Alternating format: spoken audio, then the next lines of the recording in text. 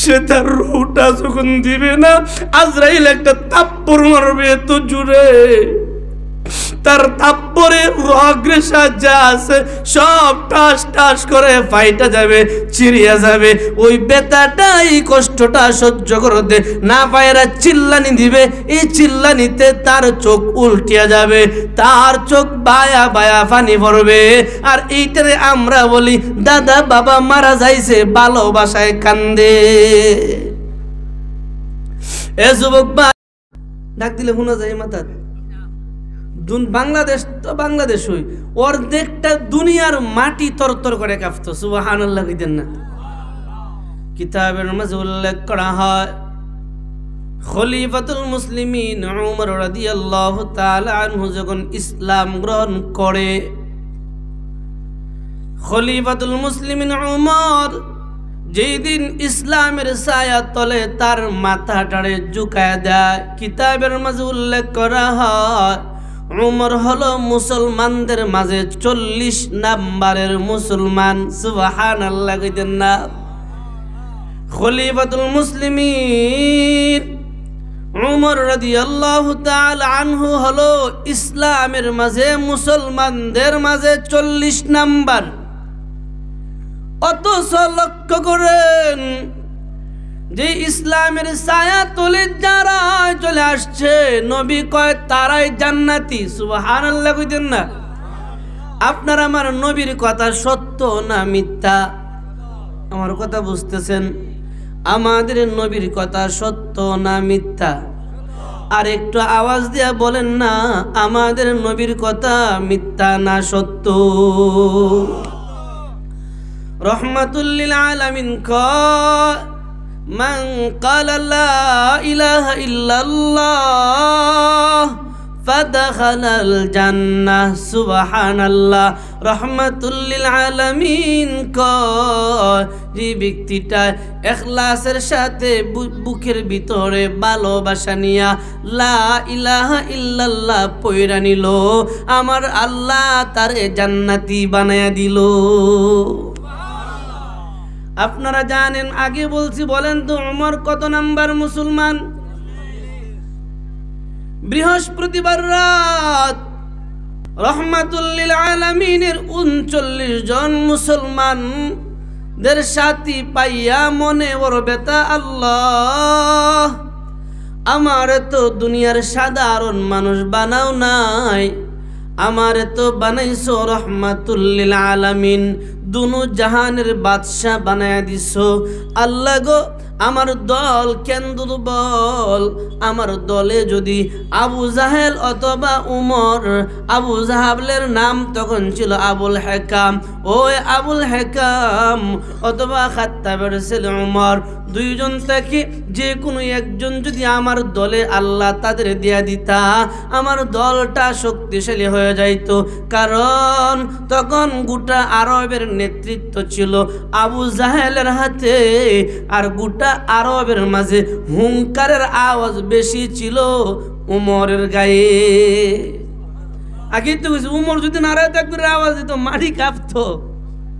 আর আমরা তাকবীর দিলে মাটি কাঁপবো, কোনা তো যায় না।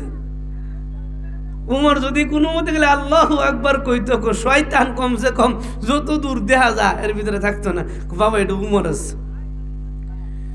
আমার কথা বুঝতেছেন আপনারা? রহমাতুল লিল আলামিন কয়, সিরাতের কিতাবের মাঝে উল্লেখ করা হয়, বিশ্বনবী এশারের নামাজটা আদায় করিয়া যায় নামাজের মাঝে দাঁড়ায়া গেছে, সেজদায় পড়ে আল্লাহরে বলে, আল্লাহ দুই উমর থেকে যে কোনো এক উমর যদি আমার ছায়া তলে স্থলে আসতো, আমার হাতে হাত রাইখা কালিমা পড়ে মুসলমান হয়ে যাইতো, আল্লাহ গো আমার দলটা শক্তিশালী হয়ে যাইতো, আমার দলটা শক্তিশালী হয়ে যাইতো। আল্লাহ তার নবীর দোয়া ডাইরেক্ট কবুল করে নিছে। নবীদের দোয়া সন্দেহ নাই, নবীদের কথা যেমন সন্দেহ নাই, দোয়াও কবুল হতে দেরি নাই। আল্লাহ দোয়া দোয়াটা কবুল করে নিছে। শুক্রবার দিন খলিফাতুল মুসলিমিন ওমর তারা আবু জাহিল্লার নিয়ে একটা বৈঠকের মাঝে বসে গেছে। সব সিদ্ধান্ত, আমাদের মক্কার মাঝে এমন কোন মানুষ আছো, এমন কোন যুবক আছো যার হাতে রাঙ্গা তরবারিটা উঁচু করবা, মুহাম্মদের সামনে যাইবা, মুহাম্মদের সামনে যাইয়া মুহাম্মদের কাল্লাটারে আইনা দিবা। কন্যা নাউজুবিল্লাহ।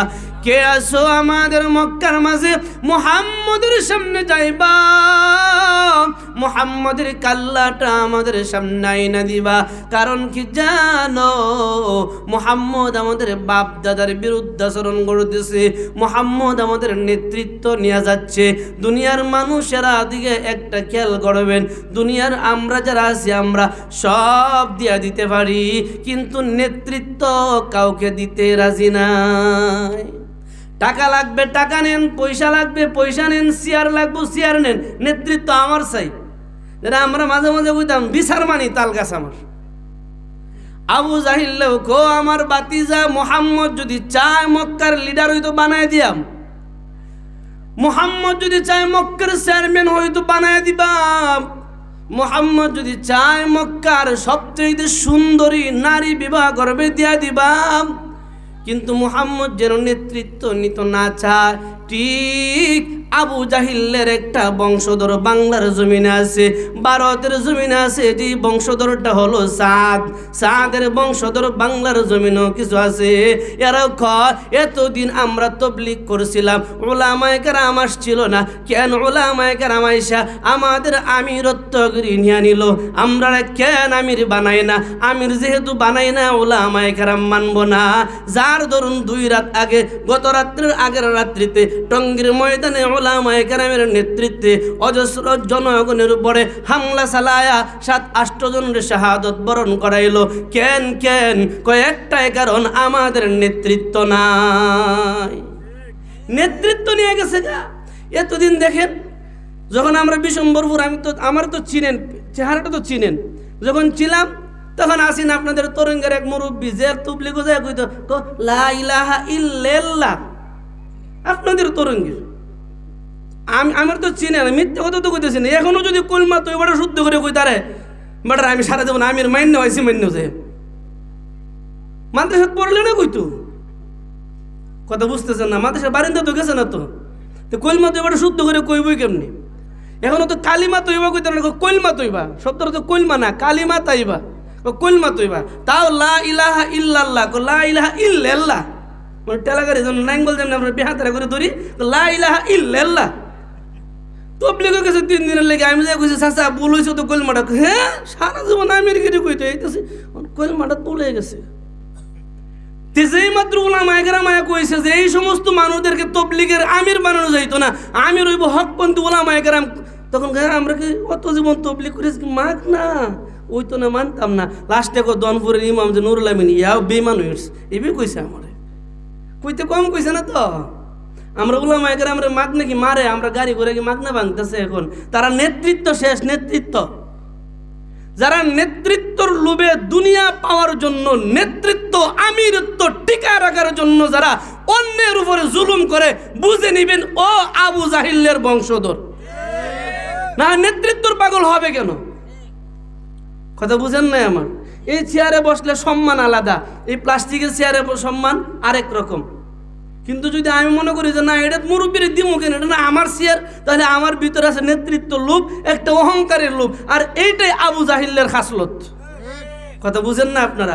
যারা এই নেতৃত্বর লোভ নিয়ে আল্লাহ ও তার রসুলরে মাইনাস করবে, নেতৃত্বর লোভ, নেতৃত্ব পাওয়ার জন্য কুরআন হাদিস মাইনাস করবে, নেতৃত্ব পাওয়ার জন্য উলামায়ে কেরামদেরকে মাইনাস করে, সাহাদানি দাবি করে, উলামায়ে কেরামদের লোকদের উপরে, হকপন্থী লোকদের উপরে আক্রমণ করবে, বুঝে নেবেন ওইটা আবু জাহিল্লের মতো।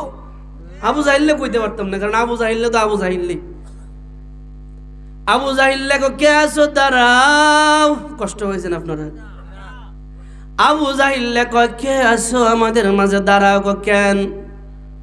ওই যে রাঙ্গা তরবারিটা হাতে লইবা, মুহাম্মদের সামনে যাইবা, মুহাম্মদের কাল্লাটারে আমাদের সামনে আয়না দিবা। কন্যা নাউজুবিল্লাহ।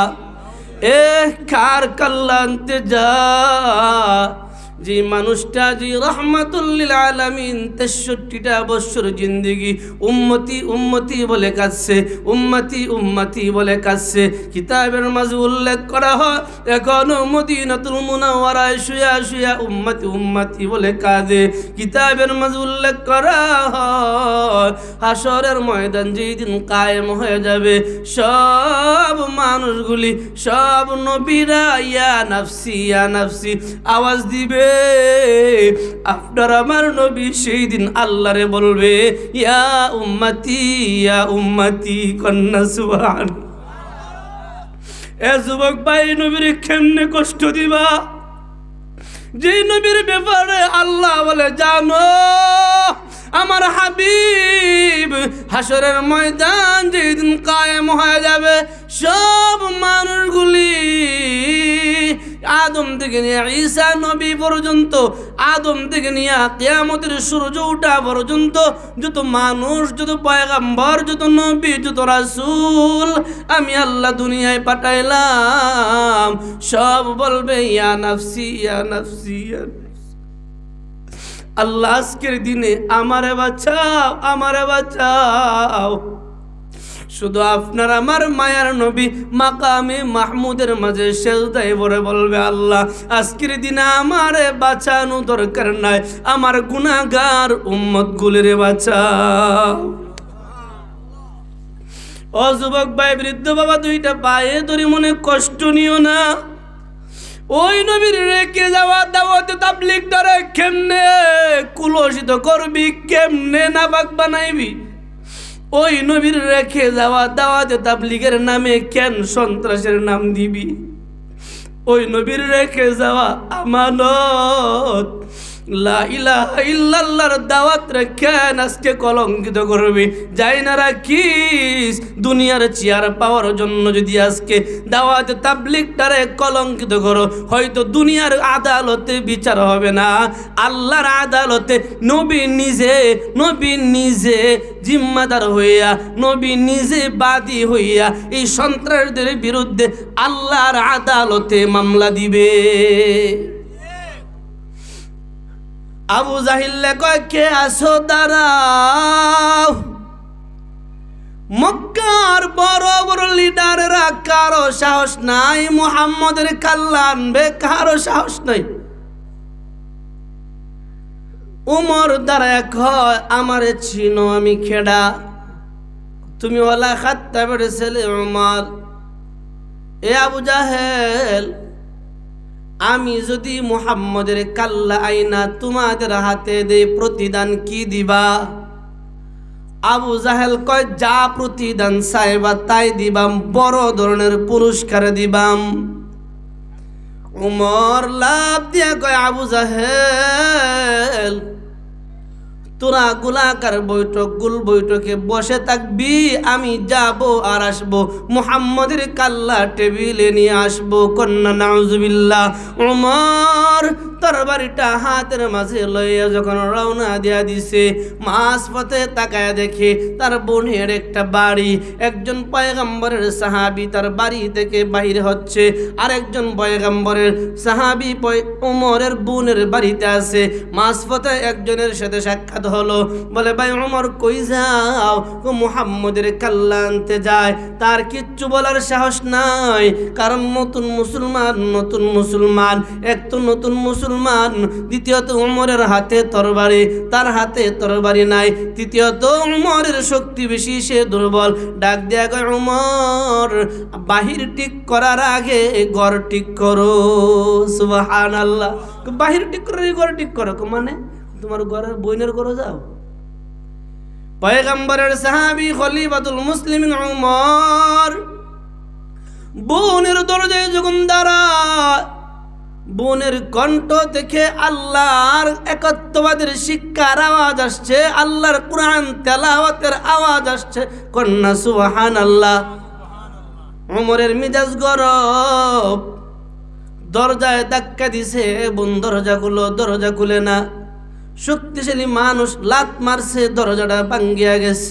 বোন জামাইয়ের উপরে আক্রমণ করছে, বোনের কপালে আক্রমণ করছে। বোন ডাক দিয়ে কয়, ভাই উমর, তোমার গায়ে যে বাবার রক্ত, আমার গায়ে ওই বাবার রক্ত, গরম দেখায়ও না, উল্টা কিন্তু আমরাও হতে পারি। উমরের মেজাজটা নরমাল হয়ে গেছে, ডাক দিয়ে কয়, বোন তোরা এত সময় কি পড়ছ আমারে শুনাইবা? কো শুনাইমু না। কো দেখাইবা? কো দেখাইমু না। কেন কেন? বলে শুনতে যদি চাও আগে গোসল করো, পবিত্র হও, তারপরে শুনো। উমর গোসল কইরা ওযু কইরা পবিত্র হইয়া শুনতেছে। আল্লাহ তাআলার কালামের আয়াত তেলাওয়াত কইরা জানায়া দেয়, ওই আসমান জমিনের মালিক তো লাদউজ্জানা রব্বুনা রব্বুস সামাওয়াতি ওয়াল আরদ। আসমান জমিনের মালিককে আওয়াজ দিয়া বলেন তো, আর একটু জোরে আওয়াজ দিয়া বলেন না, আসমান জমিনের মালিক কে? আমাদের মালিক কে? বাংলাদেশের মালিক? ভারতের মালিক তো মোদি দাদা। বলেন না মূলত কে? আমার আগের ভাই মাহফুজি ভাই বলে গেছে, আসমান জমিনের রাজত্ব চলে একমাত্র আল্লাহ। ওমর কয়, বোন শুনছি, চল মুহাম্মদের কাছে চল। কেন যাব? এ বুনিয়া তো সময় আগে আমার নিয়ত ছিল পয়গম্বরের কাল্লা আমার হাতে আনবো। চল এখন পয়গম্বরের কাছে চল, আমার কাল্লাটা পয়গম্বরের হাতে দিয়া দিব। ও যুবক ভাই, ইসলামের লোক সংখ্যা কম, হক পথে মানুষ কম। বলেন তো, এই যে দক্ষিণ পাড়া জামে মসজিদের মহল্লার গড় নিম্ন হলে 100, আশাবাদী 150টা ধরব। 50 ঘরে কি 50 জন বালেক পুরুষ নাই? অবশ্যই আছে, কমসে কম 20 জন বালেক পুরুষ আছে। যদি আমাদের ইমাম সাহেবরে জিগায়, ও আমিনি ভাই, আমাদেরকে শোনাও তো তোমার মসজিদে কয়জন ফজরের মুসল্লি হয়? উত্তর দেব সর্বোচ্চ 5 জন। এর বেশি কইব করে আমি আশা করি না। এ যুবক ভাই, 50 জন যদি সমাজে ঘুমায়, 45 জন আসে না, 40 জন আসছে, ওরা কি জান্নাতের আশা নাই? বলে আছে আছে। ওরাও জানে নামাজ পড়তে হবে, ওরাও জানে রোজা রাখতে হবে, ওরাও জানে সুদ ছাড়তে হবে, ওরাও জানে ঘুষ ছাড়তে হবে, ওরাও জানে জুলুম নির্যাতন করা যাবে না। এরপরও কেন করে?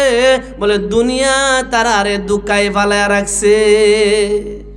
কথা বুঝতেছেন? যারা বলেন তো, যারা নামাজ পড়ে না, এরা তো জানে নামাজ পড়ানো লাগবো, কি কোন জানে না? এরপর আয় না কেরা? আল্লাহ তাআলার নবী তো বলছেই, এবং ইতিহাস সাক্ষী, সত্যের পক্ষে মানুষ তো কমই থাকে। সত্যের পক্ষে মানুষ কম, এর লেগে তো আজকের মাহফিল আমরা মানুষও কম। আল্লাহ যারা চলে আসছি, আমাদের সবার বসাডারে জান্নাত পর্যন্ত কবুল করো, বলেন না আমিন। ওমর তার বোনরে লইয়া তরবারিটা কাঁধের মাঝে লইয়া পয়গম্বরের মজলিসের সামনের দিকে আগায়।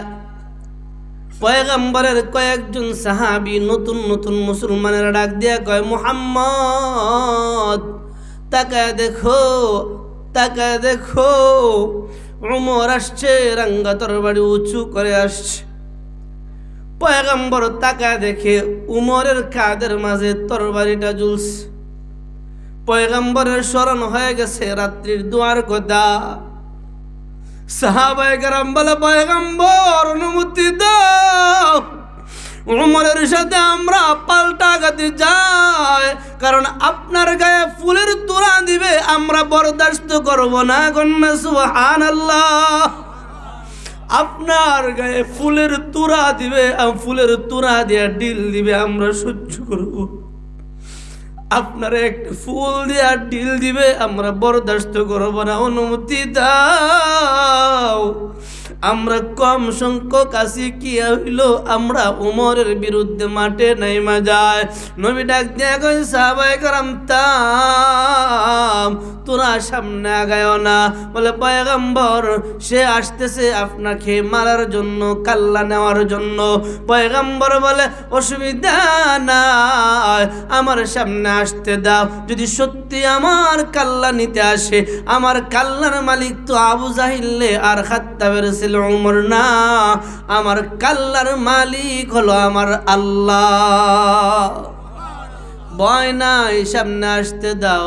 সাহাবায়ে কেরাম তাকায় রইল, পয়গম্বর দাঁড়ায় রইল।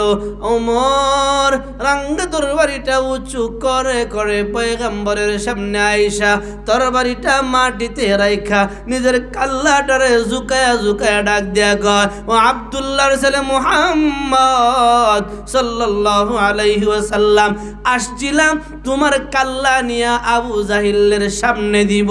ভয় নাই, এখন নিয়ত পাল্টা লাইলাম, হাত বাড়ায় দাও, কালিমা পরে মুসলমান হয়ে গেলাম, আমার কাল্লাটারে তোমার পায়ের তলে নত করে দিলাম। সুবহানাল্লাহ। ভাই কয়জন হয়েছে মুসলমান? 40 ফলকে হইছে, অতদিন 39। আবু জাহিল্লারা তো গুল বৈঠকে বসা। ভাষা বুঝতেছেন আপনারা? খারাপ লাগতেছে? খারাপ লাগলে দোয়া করিল তো কয়েক মিনিট, ইনশাল্লাহ আমি দোয়া করে লাইব। পয়গম্বর যখন হাত বাড়াইছে, ওমর ইসলাম গ্রহণ করছে। নবী আমার বলেন তো আমার কাম কি? দেখেন হলকে শুরু, ইসলামের পতাকা উড্ডীন করে উমর। ও পয়গম্বর আমার কাম কি? নামাজ পড়বা। আর কি কাম? আমার আল্লাহ যা কয় তাই তোমরাও করবা। নবী আমার আপনি সত্য না মিথ্যা? সুবহানাল্লাহ কইতেন না। উমর প্রশ্ন করে, নবী আমার আপনি সত্য না মিথ্যা? সত্য। আল্লাহ সত্য না মিথ্যা? সত্য। যদি আল্লাহ সত্য হয়, আপনি নবী যদি সত্য হন, আপনার দিন ধর্ম দাওয়াত নামাজ যদি সত্য হয়, বলেন তো আবু জাহিলের দল সত্য না মিথ্যা? নবী কয় মিথ্যা। যদি তারা মিথ্যা হয়, আমরা যদি সত্য হই, আমরা কেন লুকায়া লুকায়া নামাজ পড়বো? নবী আমার 40 নাম্বার উমর আইসা গেছে, আর লুকায়া নামাজ না, ওরা বাতিল ইয়ারা ফালাইব, আমরা হকপন্থী আওয়াজ দিয়া মাথা উঁচু করব। নবীজি উমর থামো। থামার সময় আছে? উমর না হয়ে গেছে মুসলমান, থামার সময় আছে? নবীজি কোনো সময় হয়েছে না তো। সময় টময় বুঝি না। আগে কোন সত্য না মিথ্যা? সত্য হইতে কোথায় বাড়িয়ে দিন। ও নবী আমার আমরা সত্য কহ, বাহির আর ঠান্ডার সময় নাই। উমর বলে পয়গম্বর আর ভিতরে তাইকা লুকে লুকে নামাজ পড়ার সময় নাই, চলেন বাইতুল্লাহর সামনে যাব, নারে তাকবীরের আওয়াজ দিব, আমি উমর সামনে থাকবো, দেখব কার মায়ের সন্তান আছে, আমি উমরের সামনে দাঁড়ায়া প্রতিবাদ করবে। দেখি বাহির হন। নবী উমর সময় হয়েছে না তো। নবী বলে উমর সময় হয় নাই, সময় হয় নাই। উমর কো সময় কিসের? উমর না মুসলমান হয়ে গেছে? কহ সত্যবতে নেই, কহ সত্যবতে। সত্য তো লুকাই থাকার কথা না। ও সাতপন্থী ভাইয়েরা শুনো শুনো শুনো, দাওয়াতে তাবলীগ সত্য। উলামায়ে কেরাম যতদিন থাকবে, দাওয়াতে তাবলীগ ততদিন সঠিক পথে চলবে। উলামায়ে কেরাম মাইনাস করবা, দাওয়াতে তাবলীগ পথভ্রষ্টের পথে ধরবে। যাই না রাইখো, মিথ্যার অধঃপতন নিশ্চিত। আজকে যারা সাদের নামে তাবলীগের দাওয়াত দিয়া দিয়া সন্ত্রাসী করো, তোমাদেরও অধঃপতন 100% নিশ্চিত। সন্দেহ নাই, 100% নিশ্চিত। হকের আওয়াজ শুরু থেকে, দুনিয়া শুরু থেকে আজ পর্যন্ত আছে, উপরে কিয়ামত পর্যন্ত থাকবে, উপরে বিশ্বাস করেন তো? উমর কয় পয়গম্বর আর লুকায় থাকার সময় নাই, বাহির হন। নবী কয় কি কও? কহ। এক সাইড দিয়া নবীজির চাচা আমির হামজা দুইটা কাতারে করছে, এক কাতারে 20 জন আর এক কাতারে 20 জন। নবীজির চাচা এক কাতারে জিম্মাদার পাহারাদার, সবার আগে রাহাবর, যারা কয় রাহাবর। দেখেন না, দাওয়াতে তাবলীগ যখন দাওয়াত নিয়ে বাহির হয়, একজন তাকে রাহাবর। রাহাবরের কাম হইল নিবে, সামনে থাকবে, বাসি মরি সামনে, বাসি মরি সামনে, বুঝতেছেন? বাসি মরি সামনে, রাহাবর সামনে। জিম্মাদার অশৃঙ্খল হইলে সেফ করে লাইব জিম্মাদার। আর মুতাকাল্লিম তো এটা হাদের বিষয়টা, আমরা বিষয় না। ওমর কয় পয়গম্বর, এক কাফেলার একটা তো এক কাতারের প্রথম রাহাবর আপনার চাচা আমির হামজা, আর এক কাতারের রাহাবর দিলাম আপনি মুহাম্মাদুর রাসূলুল্লাহ। আর আমি ওমর সামনে আসি, পিছে আসি, ডানে বামে চতুর্দিক দিয়ে আসি, দেখি কার এত বড় কলিজা ওমর থাকতে আপনার প্রতিবাদ করে। দেখি না মাডো খেলা হইব, দেখছিলেন না কিছুদিন আগে একটা কইছেন না, মাডো খেলা হইব, অনহেরারই পাওয়া যায় না। উমর গো পয়গাম্বর বয় কিসের, উমর তো আসি, তোর বাড়িটা উমর তো আসি। পয়গাম্বর কে উমর বুঝাইতে পারতাম না, তোমার বুঝানির সময় হন আছে, 40 নাম্বার না হয়ে গেছি, আর বুঝানোর সময় আছে। আপনারা খারাপ লাগতেছে? রহমাতুল্লিল আলামিন বলে ঠিক আছে, কাতার রেডি। আমরা এইখান থেকে আওয়াজ দিব নারায়ে তাকবীরের, আমি আওয়াজ দিব অথবা আপনি মুহাম্মাদুর রাসূলুল্লাহ নারায়ে তাকবীরের আওয়াজ দিবেন। আমরা 40 জন সর্বোচ্চ আওয়াজ দিয়ে আল্লাহু আকবার বলবো। ওই কথাটারে স্মরণ কইরা মনে করেন আমরা তো সেই জামানায় না, বর্তমান আছি। এরপরও আমরা জানি আল্লাহর রহমতে উলামায়ে কেরামদের অধীনে সৎপথে আছি। যেহেতু সৎপথে আছি, আমি বলবো নারায়ে তাকবীর। আপনারা কি পারবেন সর্বোচ্চ আওয়াজ দিয়ে আল্লাহু আকবার বলতে পারবেন? ইনশাআল্লাহ পারবেন। নারায়ে তাকবীর, নারায়ে তাকবীর। উলামায়ে কেরাম যেখানে, কুরআন হাদিস যেখানে, নবীর সুন্নত যেখানে,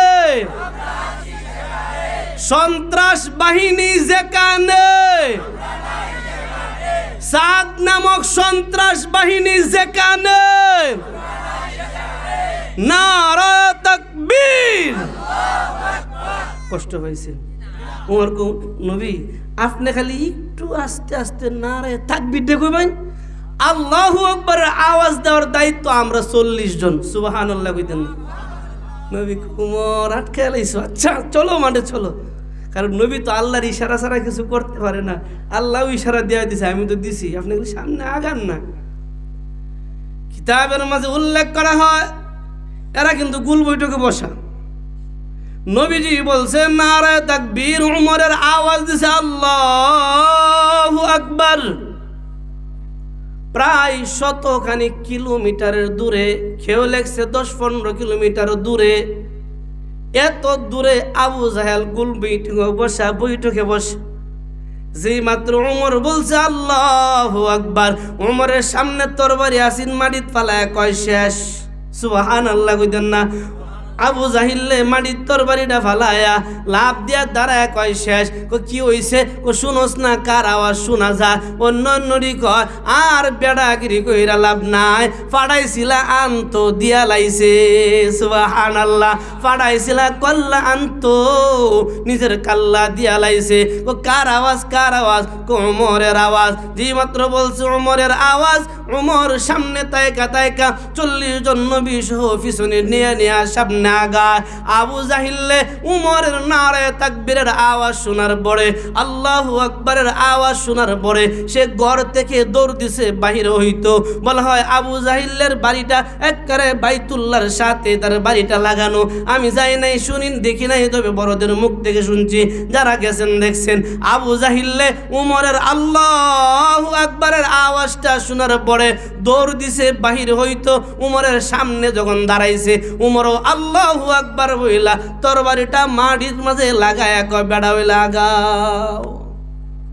আমরা ছোটবেলা একটা খেলা খেলতাম না আমরা, নেত্রকোনা বাসার কলা গাছের ডাক দেওয়া বেড়া হইলা। আমরা ছোটবেলায় খেলতাম আর কি বলে ফিচ্ছে আসলে হাসকানাত করতাম, বাড়ি ঘরে যাই খেলতাম। গতকালকে বাড়িতে আসছিল এক বন্ধুরে পাইছে, ঘিরে কলা গাছের ডাক বেটাই লাগবে। ছোটবেলা যে খেলছি মনে হয়ে গেছে আর কি। পরে মজা করছি, মানে আমার গ্রামের একটা ছেলে গতকালকে মারা গেছে, পরে বাড়িতে গেছিলাম, মাহফিলও আসেন, 2টারে টার্গেট করে গেছিলাম। তো পরে মজা করে গেছে বেটাই লাগবে, মনে আছে বলছি না। তো ওই যে উমরও তোর বেটা দামা কেউ ব্যাপার কি দেখতে আইসো, বেটাই লাগবে। আবু জাহিল্লা যে একটা ব্রেক দিয়েছেন ফায়ার, এই যে খার হয়েছে সামনে আর আগে দেখেন উমর কি করেন, এ আবুল হেকাম, তখন আবু জাহিল না, আবুল হেকাম ভয় করেছিলি, তোর নেতৃত্ব নিয়ে চলে যায়, আমারে ফাড়াইছিলি, নেতৃত্ব শেষ। এরাও মনে করছেন যদি আমরা বিশ্বম্বরপুরের ওলামায়ে কেরামরে মাইনাস করে আমিরত্ব থাকবো, আল্লাহকে মাইনাস করলেও শেষ। আমিরত্ব তো তোদের দেওয়া হয় না, আমিরত্ব আল্লাহ তাআলা নিয়ে গেছে। আবু জাহিল্লারে ডাক দেয়া কয়, আবুল হেকাম শোন শোন শোন, যদি আমাদের দিকে তাকায় দেখ, যদি তোর সামনে আসতে হয় খালি হাতে আসিস না, ঘরে ফিরে যা, মায়ের কাছ থেকে জনমের বিদায়টা লয়ে আয়, বিবির কাছ থেকে জনমের বিদায়টা লয়ে আয়, ছেলে মেয়েদের কাছ থেকে জনমের বিদায়টা লয়ে আয়, তোর দলের লোকদের কাছ থেকে জনমের বিদায়টা নিয়ে আয়। কারণ যাই না রাখিস 40 নম্বর মুসলমান উমর হয়ে গেছে। উমর জিন্দা থাকতে ইসলামের উপরে আঘাত করবে কোন মায়ের সন্তানের সাহস নাই। ও যুবক ভাই, হয়তোবা জীবনে আর সাক্ষাৎ নাও হতে পারে, মন দুর্বল করার কিচ্ছু নাই।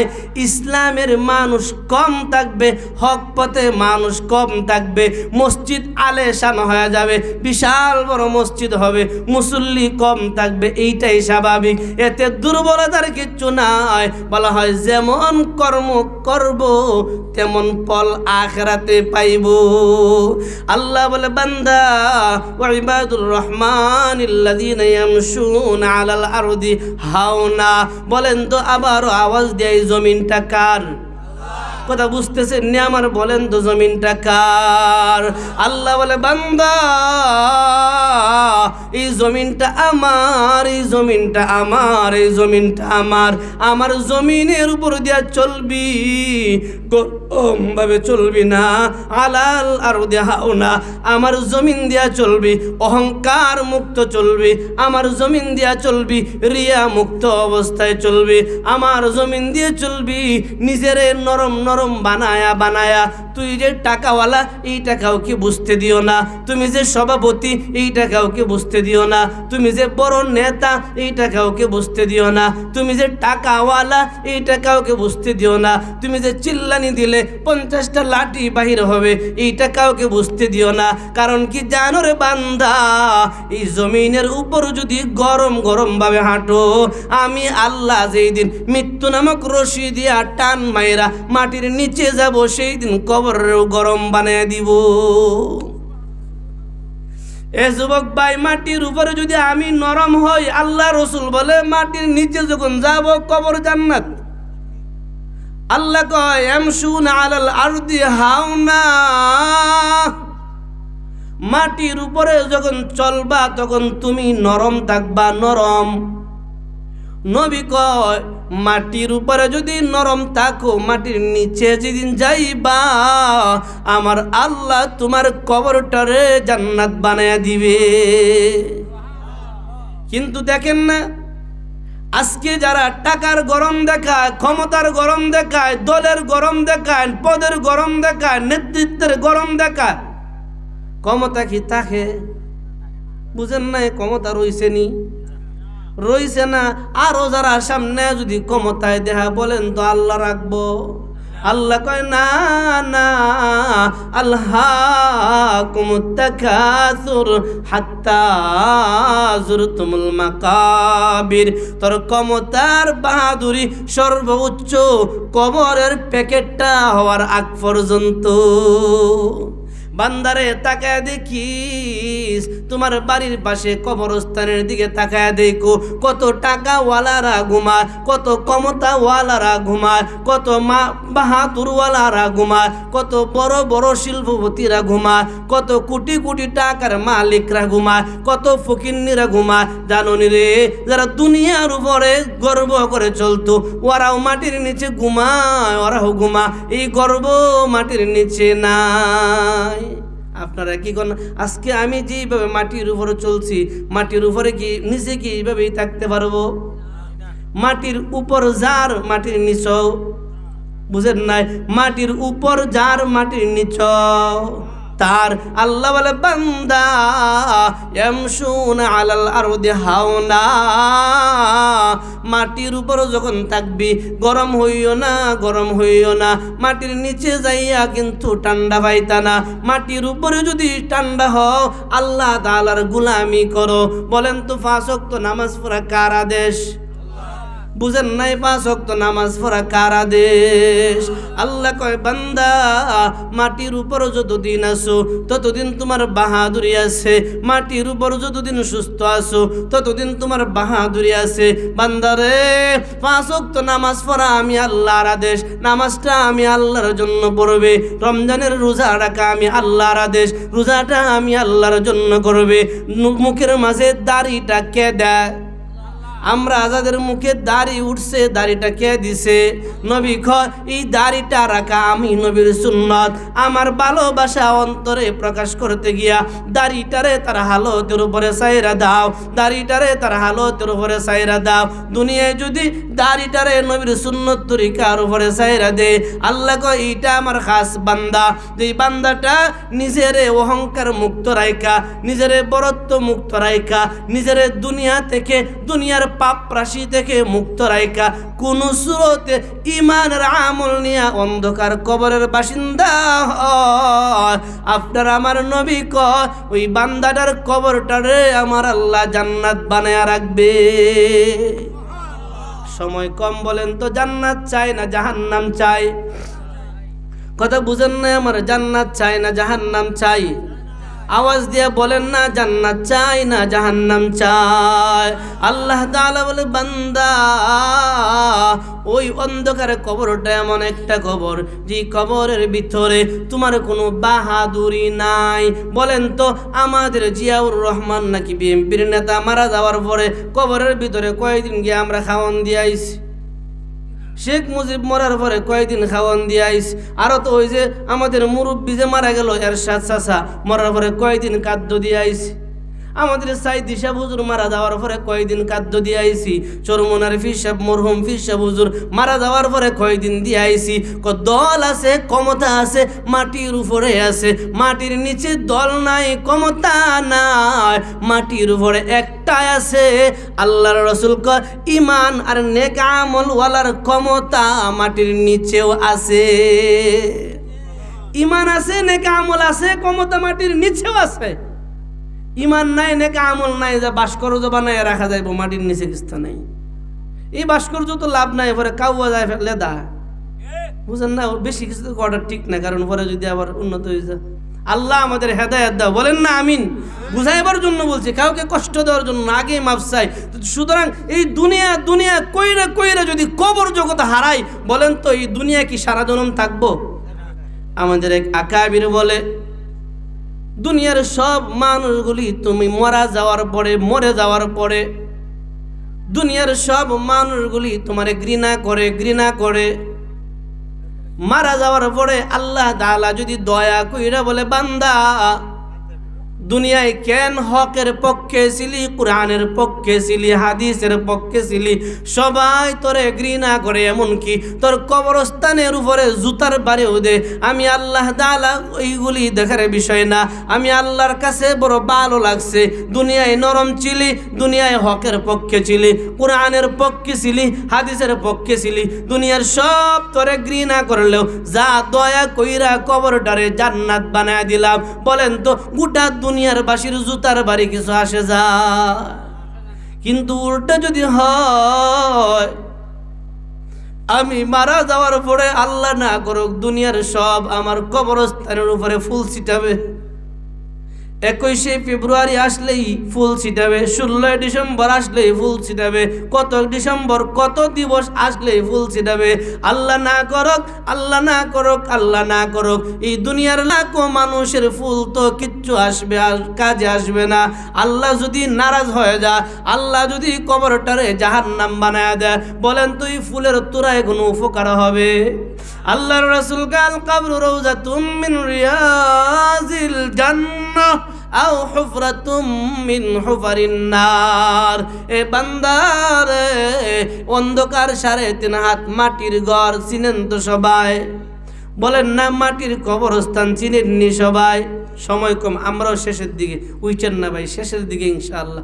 বলেন তো কবরস্থান চিনেন তো সবাই? কয়দিন গিয়া দাঁড়াইছি, ইচ্ছা করে দাঁড়াতেই না 5 মিনিট, বয়ে যায় না, বয়ে যায় না। আল্লাহর রাসূল কয় না না, মাঝে মাঝে এই কবরস্থানের পাশে আইসা দাঁড়ায়ও, মাঝে মাঝে কবরস্থানের পাশে আইসা দাঁড়ায়ও। চোখের এক ফুটা পানি পালাইয়া আল্লাহরে ডাক দিয়ে বলল, আল্লাহ মাটির উপরে আছি, কতই না বাহাদুরিতে আছি, কত না শান্তিতে আছি, জানি না কখন আমার প্যাকেট বানায়া মাটির নিচে রাইখা দিবে। আল্লাহ জানি না তখন তুমি আমার সাথে কেমন ব্যবহার করো।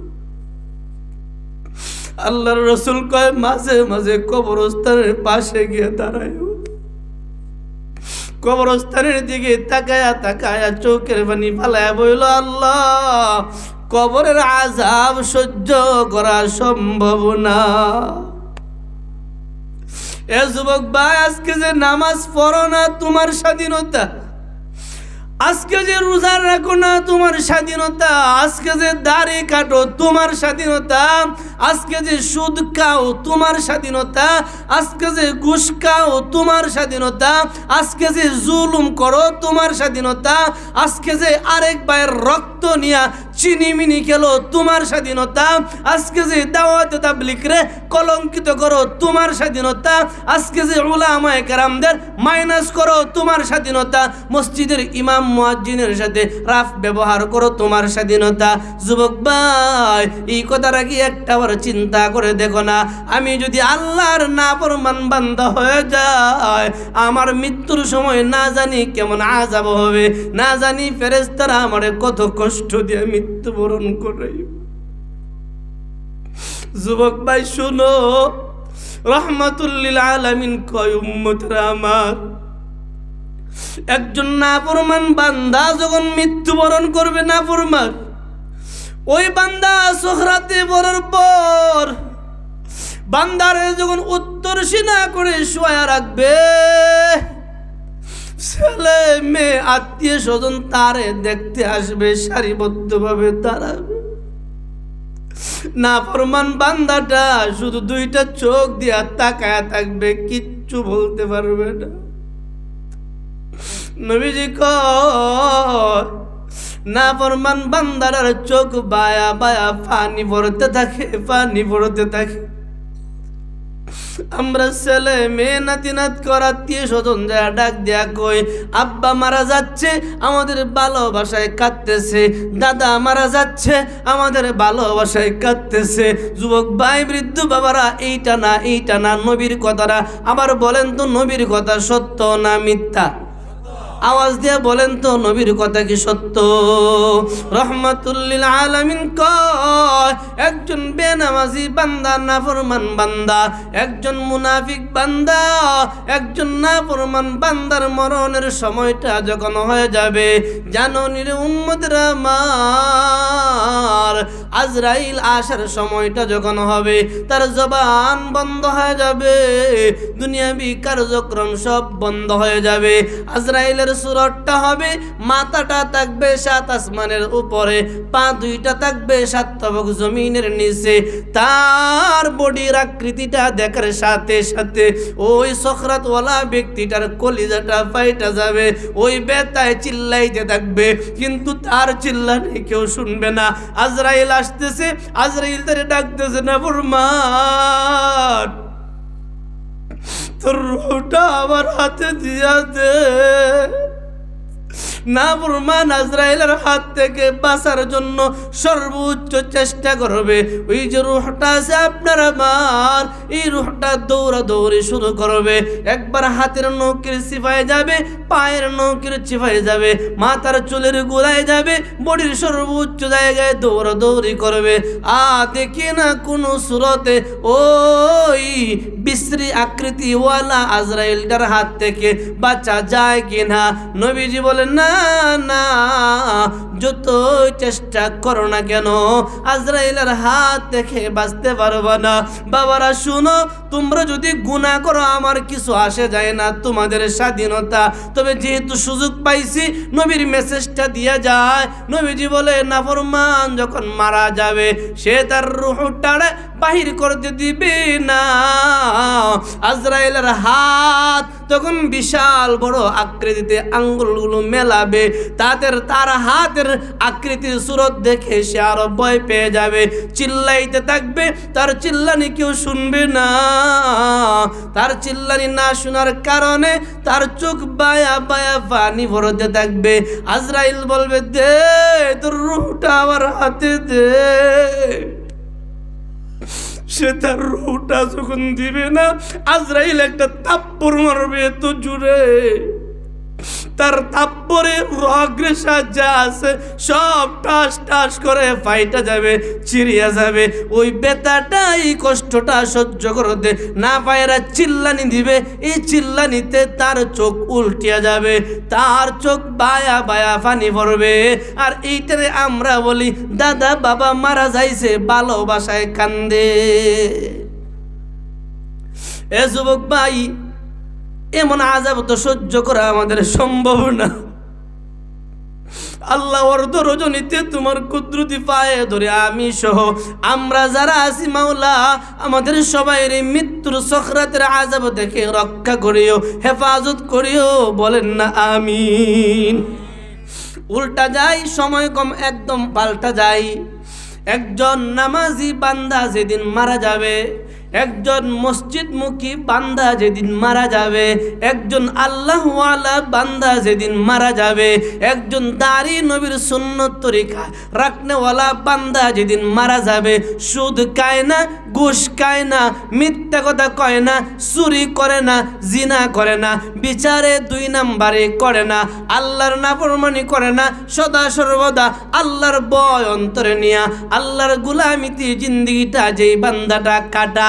শুনো যুবক ভাই শুনো, বৃদ্ধ বাবারা, পরদার আলের মায়েরা শুনো, মন লাগায় শোনো। ওই বান্দাটা বান্দিটা যখন মরণের সময় হবে, যখন মরণের সময় হবে, আজরাইল, ভাষা বুঝতেছেন, আজরাইল জান্নাতের ভিতরে ঢুকবে। সুবহানাল্লাহ কইদেন না? এই দিক দিয়া ইমানদার আল্লাহওয়ালা বান্দাটা বিছানায় শায়িত সখরাতে। আজরাইল জান্নাতের ভিতরে যাইয়া একটা রেশমি রুমাল টান দিয়া বাহির করবে। টিস্যুর বক্স দেখছেন না? টিস্যুর বক্স থাকলে আপনাদেরকে দেখাইতাম। টিস্যুর বক্সের ভিতরে দেখে টিস্যুটা টান দিলে যেমন আস্তে আস্তে ছুটে আসে, ঠিক আজরাইল একটা টিস্যুর মতো একটা রেশমি রুমাল জান্নাত থেকে নিয়ে রওনা দিবে। মনে করেন কথায় কথায় আমাদের গন্ডামারা এলাকার একজন আল্লাহওয়ালা মারা যাচ্ছে, ওই ব্যক্তিটারে নেওয়ার জন্য আজরাইল আসছে। আজরাইল একা আসবে না, একা আসবে না, তার সাথে তার কাফেলা লইয়া ওই বাড়িতে ঢুকবে, তার সামনে আসবে। ওই রুমালটারে লইয়া জান্নাত থেকে যখন আজরাইল রওনা দিবে গন্ডামারের জমিনে আসার জন্য, বলেন তো আজরাইল কেন আসছে, কোন জায়গায় যাবে? এই কথাটা আমার আল্লাহর জানা আছে না নাই? আজরাইল কেন আসতেছে, কোন কারণে আসতেছে, এইটা আমার আল্লাহ জানে কি জানে না? বুঝেন নাই? আওয়াজ দিয়ে বলেন তো আমার আল্লাহ জানে কি? আল্লাহ তখন ডাক দিবে, আজরাইল দ্বারা কই যাস? আল্লাহ ওই যে দেখো একটা তালিকা, দেখো তালিকা কহ। গন্ডা মারার অমুক গ্রামের অমুক মহল্লার অমুকের ছেলে অমুক তার মরণের কয়েক সেকেন্ড সময়, কয়েক মিনিট সময় বাকি আছে, আমরা যাচ্ছি তারে স্বাগতম জানানোর জন্য যাচ্ছি। সুবহানাল্লাহ কইতেন না? আল্লাহ বলবে আমার দুস্তরে আনার জন্য, আমার বন্ধুরে আনার জন্য যাচ্ছ। কি নিয়ে যাচ্ছ? আমার বন্ধুরে আমার কাছে আনবা। কি নিয়ে যাচ্ছ? আল্লাহ বেশি কিছু নেই নাই, জান্নাত থেকে একটা রেশমের রুমাল নিলাম, রুমালটাতে পেঁচাইয়া পেঁচাইয়া তোমার বান্দাটারে তোমার কাছে নিয়ে আসবো। আল্লাহ ডাক দিয়ে বলবে ফেরেশতা আজরাইল শুধু রুমাল দিয়া কাম হবে না, দাঁড়া দাঁড়া আমার পরামর্শ নে, আমার একটা কথা নে। আল্লাহ কি কথা? যাও এই রেশমি রুমালটারে লইয়া আবার জান্নাতের ভিতরে ঢুকো, মেশকে আম্বরের রুমের ভিতরে ঢুকো, মেশকে আম্বরের জান্নাতের কুটায় ঢুকো। ঢুকবে এই রুমালটারে মেশকে আম্বরের মাঝে একটা সুবান দাও। সুবহানাল্লাহ কইতেন না? মেশকে আম্বরের মাঝে ডুবাইয়া দাও। ডুবানোর পরে মেশকে আম্বর দিয়া ওই রুমালটা ভিজে যাবে, সুঘ্রাণ বাহির হতে থাকবে, সুঘ্রাণ বাহির হতে থাকবে। আল্লাহ বলবে ফেরেশতারা কেমন লাগে? আল্লাহ জান্নাতের সুঘ্রাণ তো ভালোই লাগে। আল্লাহ বলবে যাও যাও আমার বন্ধুর কাছে, তার রূহটা চাওয়া লাগবে না, তার রূহটারে আনবা, কিছুই বলা লাগবে না। আমি আল্লাহর পক্ষ থেকে তার কাছে স্বাগতম জানায়ও, সালাম জানায়ও, তার কিচ্ছু বলা দরকার নাই, আমার কাছে আসার দাওয়াতটা শুধু দিয়া দিও। আর রেশমি রুমালটারে আস্তে করে তার নাকের কাছে লাগাই দিও। সুবহানাল্লাহ। আমার কথা মনে হয় বুঝেন নাই, বুঝতেছেন না আমার কথা? জানি খারাপ লাগতেছে, আমিও তো শেষ হই, উঠতে গেলে তাই যাইতাম। ফেরেশতা রুমালটারে লইয়া তার সাথী বর্গরে লইয়া গন্ডা মারা যে ব্যক্তিটা মারা যাচ্ছে ওই ব্যক্তির কাছে আসবে। ওই ব্যক্তিটা জান্নাতের সুঘ্রাণওয়ালা রুমালের মাঝে লাগানো খুশবুটার গ্রানে ছটফট করতে থাকবে। মানে কখন খালি চলে যাবে, ছটফট করতে থাকবে, কখন চলে যাবে। কিতাবের মাঝে উল্লেখ করা হয় ওই সুঘ্রাণটা নাকের মাঝে আসার পরে সে চাইবে কখন খালি চলে যাবে। আজরাইল কাছে আইসা দেরি করবে না, যখন সময়টা হয়ে যাবে আস্তে আস্তে করে রুমালটারে তার নাকের মাঝে লাগায় দিবে। এত সুঘ্রাণ, এত সুঘ্রাণ, যার খুশবুর গ্রানটা পাওয়ার পরে আস্তে আস্তে আল্লাহর বন্ধুটা ঘুমিয়ে যাবে, ঘুমাইবে। ওই পাক দিয়া আজরাইল রেশমি রুমাল দিয়া রুহটারে পেঁচাইয়া আকাশের দিকে রওনা দিবে। ও যুবক ভাই, কোনটা মৃত্যু চাও সিদ্ধান্ত আপনার। বাবারা মৃত্যু কোন রকম চাও সিদ্ধান্ত আপনার। আমি দোয়া করি আল্লাহ আমি সহ আমরা সবাই রে ইমানের সাথে নেক আমলের সাথে তোমার বন্ধুর কাতারে, তোমার বন্ধুর আদর্শবান উম্মত হইয়া মৃত্যু দিও, বলি না আমিন। ইনশাআল্লাহ আমরা দোয়া করে লাইমু। দোয়ার আগে একটা দরখাস্ত, কেউ আসি মসজিদের জন্য ইনশাআল্লাহ দিমু। যদি এখন